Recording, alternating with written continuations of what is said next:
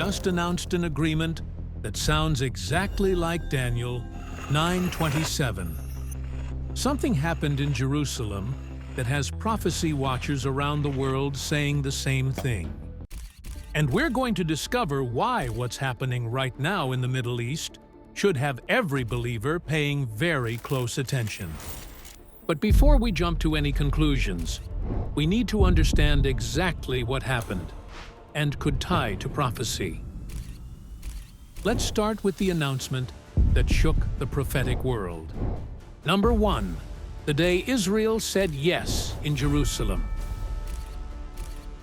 It was a moment years in the making. After more than 2 years of brutal war, a conflict that began with Hamas's October 7, 2023 attacks and Israel's devastating military response, something shifted. Israel's cabinet convened in Jerusalem, and they voted yes. Yes to a ceasefire. Yes to a 20-point peace framework. Yes to an agreement that would involve not just Israel and Hamas, but a constellation of international players unlike anything we've seen before. Let me walk you through what this agreement actually contains. The Gaza Peace Plan, sometimes called Trump's 20-point plan, was unveiled on September 29, 2025, at a White House press conference. President Trump stood alongside Israeli Prime Minister Benjamin Netanyahu and announced what he called a beautiful deal for strong, durable, and everlasting peace. Here's what the framework includes. Phase 1. Immediate ceasefire. All military operations halt. Battle lines freeze. Israeli hostages released. Palestinian prisoners exchanged. The Rafah crossing opens for humanitarian aid. Phase 2. Demilitarization. An international stabilization force deploys to Gaza. Hamas infrastructure is dismantled. Security transitions to international oversight. Phases 3 through 6. Massive reconstruction. Infrastructure rebuilt. Hospitals, water systems, electricity, housing. A technocratic Palestinian committee takes over daily governance under international supervision. Economic development plans roll out, including what Trump called miracle cities. On November 17, 2025, the UN Security Council passed Resolution 2803 with a vote of 13-0. China and Russia abstained, but didn't block it. It gave the entire framework the weight of international law. And here's where it gets prophetically significant. Look at who's involved in this agreement. Israel, obviously. The Palestinians, through intermediaries and a new technocratic committee. The United States, as chief broker, funder, and overseer. The United Nations, providing legal authorization and peacekeeping forces. Arab states, Qatar, Egypt, Turkey, UAE, Bahrain, as mediators, funders, and potential contributors to the stabilization force. European nations, involved in security guarantees and reconstruction funding. One small strip of land called Gaza.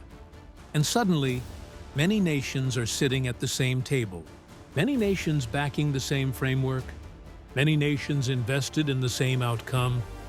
Does that phrase sound familiar? It should, because Daniel used that exact phrase 2,500 years ago. Number 2, what Daniel actually said, the covenant with many. Let's go directly to the prophecy. Daniel chapter 9 contains one of the most detailed and specific prophetic passages in the entire Old Testament. It's called the prophecy of the 70 weeks, and it outlines God's timeline for Israel from Daniel's day all the way to the end of the age. The final verse of that prophecy is verse 27, and it describes an agreement that will mark the beginning of the last 7 years before Christ returns. Daniel 9:27, KJV. And he shall confirm the covenant with many for 1 week. And in the midst of the week he shall cause the sacrifice and the oblation to cease. And for the overspreading of abominations he shall make it desolate, even until the consummation, and that determined shall be poured upon the desolate. Let me break this down piece by piece. He shall confirm the covenant. The he in this verse refers back to a figure introduced earlier in Daniel's prophecy, a prince who will come from the people who destroyed the temple. The Romans destroyed the temple in 70 AD, so this is a leader who rises from the territory of the old Roman Empire, what many scholars identify as a revived European or Western power. Most Bible teachers identify this figure as the Antichrist, the final world leader who will dominate the end times. Now, notice the word confirm. The Hebrew word here is gabar. It means to strengthen, to make strong, to prevail. He doesn't necessarily create the covenant from scratch. He confirms it. He strengthens it. He makes it binding. This suggests the covenant may already exist in some form before the Antichrist puts his weight behind it. With many, not just with Israel, not a bilateral agreement. With many, multiple parties, multiple nations, a coalition, for 1 week. In Daniel's prophecy, a week represents 7 years. This is a 7-year agreement. In the midst of the week, he shall cause the sacrifice and the oblation to cease. Halfway through, at the 3.5-year mark, this leader breaks the covenant. He stops the sacrifices. This implies that temple worship has been restored in Jerusalem. Sacrifices are happening again on the Temple Mount. And this leader puts an end to them. For the overspreading of abominations, he shall make it desolate. This is the abomination of desolation that Jesus himself referenced in Matthew 24. The Antichrist desecrates the temple. He sets himself up as God. And from that moment, the Great Tribulation begins. So here's what Daniel 9:27 describes: a covenant, an agreement, a treaty, a framework, involving many nations, lasting 7 years, centered on Israel, connected to the temple and worship, confirmed by a powerful political figure, broken at the midpoint, leading to the worst period in human history. Now let's compare that to what Israel just approved. Number 3, a covenant with many. The phrase that jumps off the page in Daniel 9:27 is with many, not with one nation, not a simple bilateral deal. With many. And when you look at the Gaza peace plan, that's exactly what you see. Israel is involved. They approved it.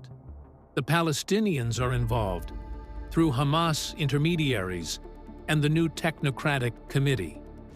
The United States is the chief architect. Trump personally brokered it. The United Nations gave it legal authority. Resolution 2803 passed the Security Council. Arab states are central players. Qatar hosted negotiations.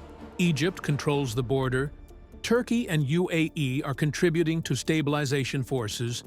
Bahrain and UAE pledged $5 billion for reconstruction. European nations are providing security guarantees.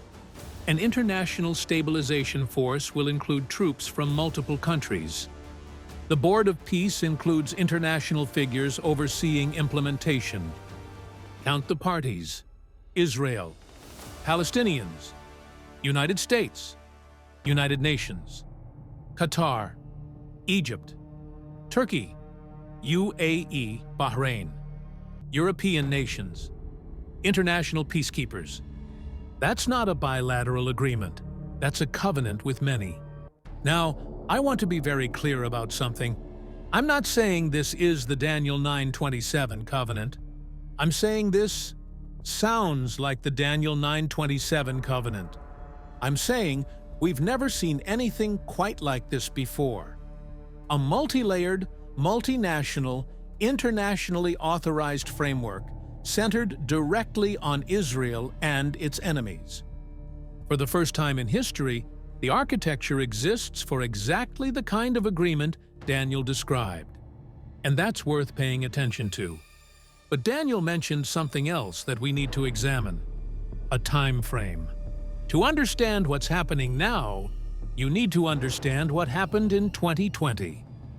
Under President Trump's first term, Israel signed normalization agreements with 4 Arab nations: the United Arab Emirates, Bahrain, Sudan, and Morocco. These weren't just peace treaties. They were comprehensive frameworks covering trade, security, technology, energy, and diplomatic relations. For the first time since Jordan in 1994, Arab nations were publicly normalizing relations with Israel. And they were doing it without requiring Israel to first resolve the Palestinian issue. That was revolutionary. And it worked. Trade between Israel and UAE alone has reached $3.5 billion annually. Joint military exercises have been conducted. Technology partnerships have been established. Diplomatic ties have deepened. Now, the Abraham Accords faced a severe test during the Gaza war. Public opinion in Arab states turned sharply against Israel. Some worried the Accords would collapse, but they didn't. The governmental relationships held even as public sentiment shifted. And now, with the Gaza ceasefire in place, the Abraham Accords are expanding again.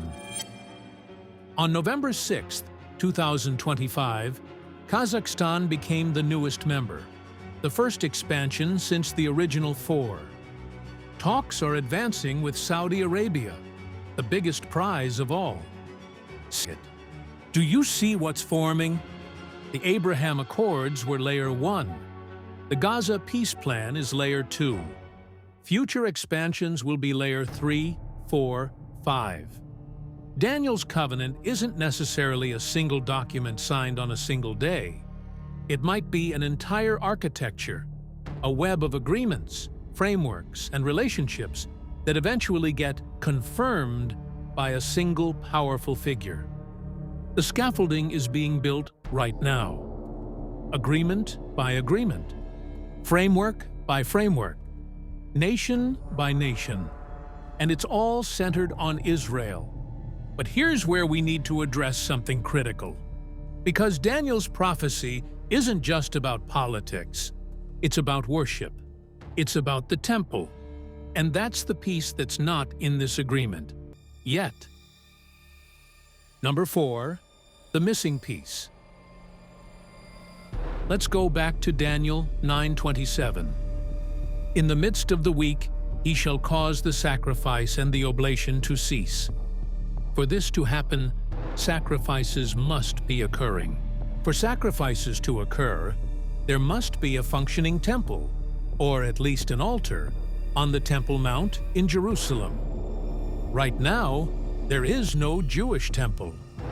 The Temple Mount is controlled by the Islamic Waqf. The Dome of the Rock and Al-Aqsa Mosque stand where the temple once stood. It's the most contested piece of real estate on planet Earth.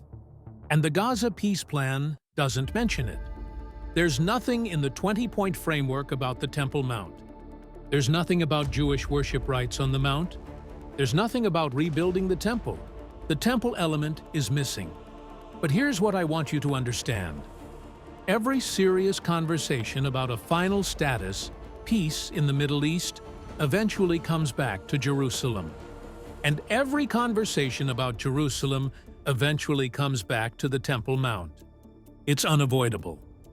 The Palestinians want East Jerusalem, including the Temple Mount, as their capital.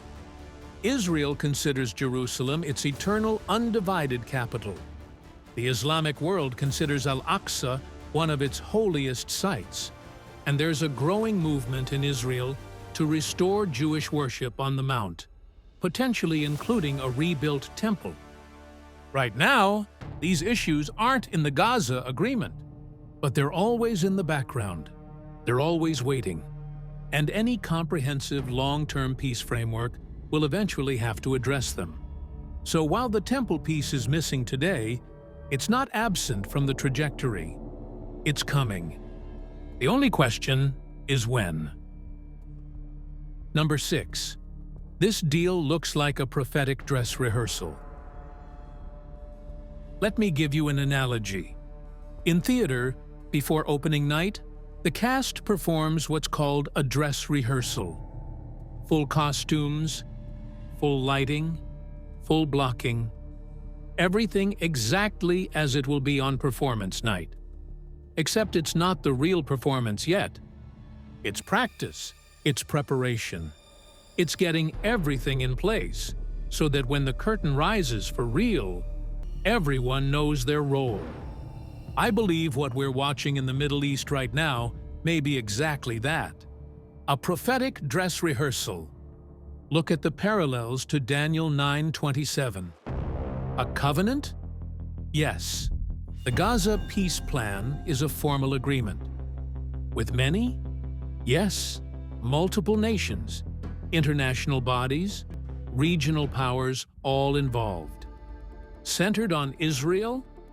Absolutely. This is entirely about Israel and its neighbors. Promising peace? That's the explicit goal. Lasting, durable, everlasting peace. Multi-year framework? Yes. Phases stretching over years. A powerful leader at the center. Now look at what's missing. Explicit 7-year term? Not stated in the documents. A single Antichrist-level figure with global authority? Trump is influential, but he's not the Antichrist. He doesn't have the supernatural power or the prophetic role that figure will possess. Temple rebuilt? No. Temple desecrated? No. So this is not the fulfillment of Daniel 9:27. But it might be the rehearsal. It might be the world learning how to build the kind of covenant that the Antichrist will one day confirm. It might be the architecture being constructed that a future figure will step into and strengthen. It might be the template that gets used when the real covenant is made. And that's why it matters. Not because this is the prophecy fulfilled, but because this looks like the prophecy being prepared. Number 7. When humanity hears peace and safety. There's another prophetic dimension to all of this that we need to consider.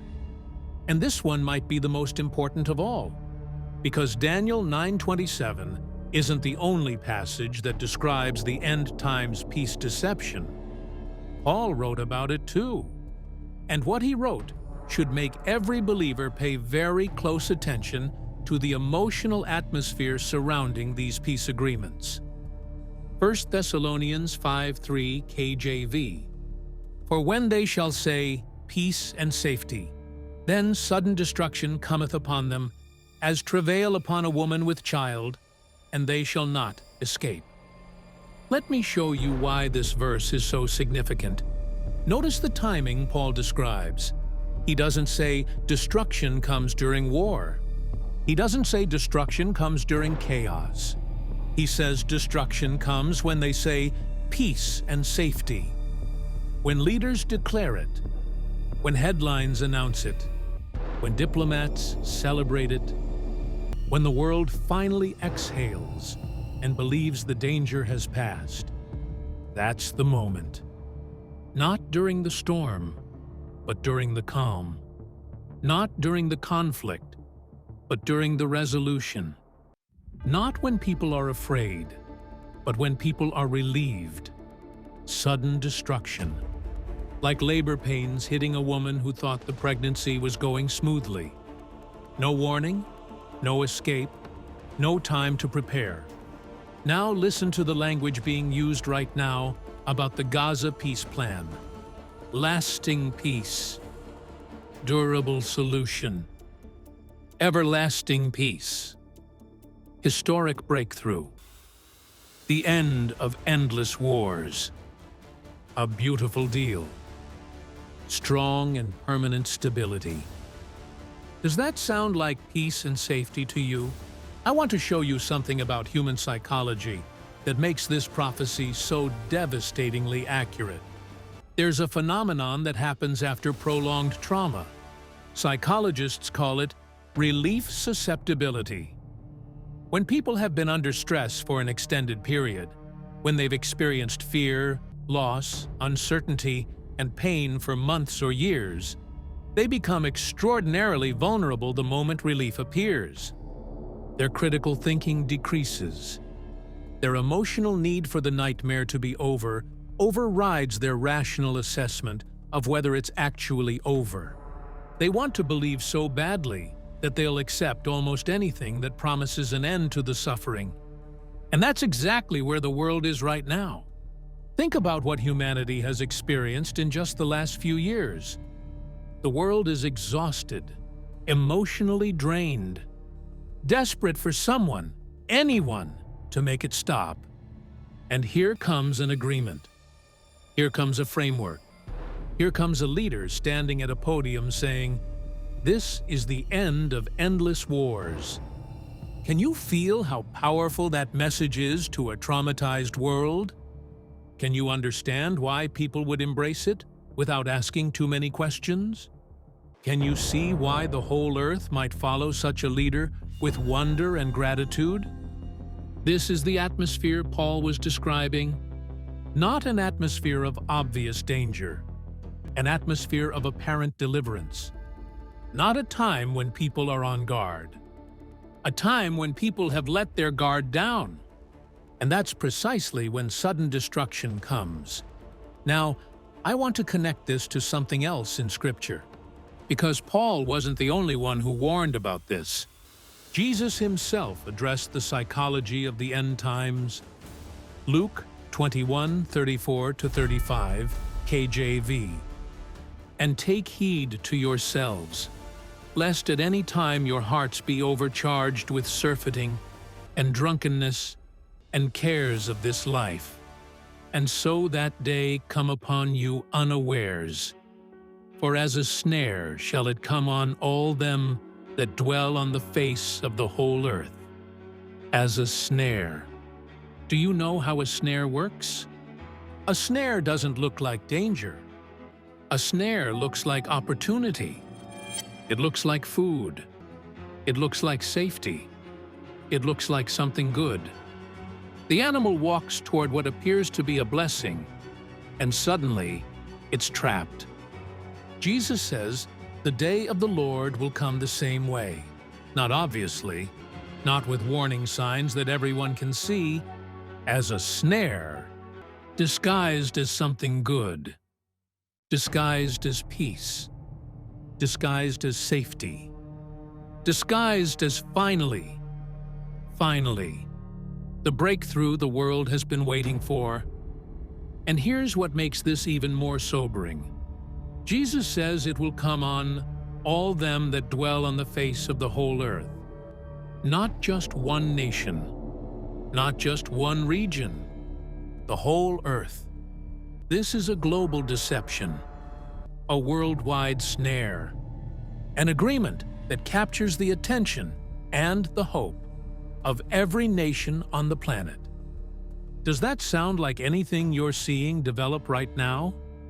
A multi-nation framework, international authorization, global media coverage, world leaders celebrating, the whole earth watching as peace is declared over one of the most volatile regions on the planet.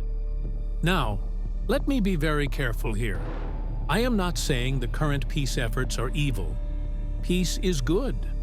Ceasefires save lives.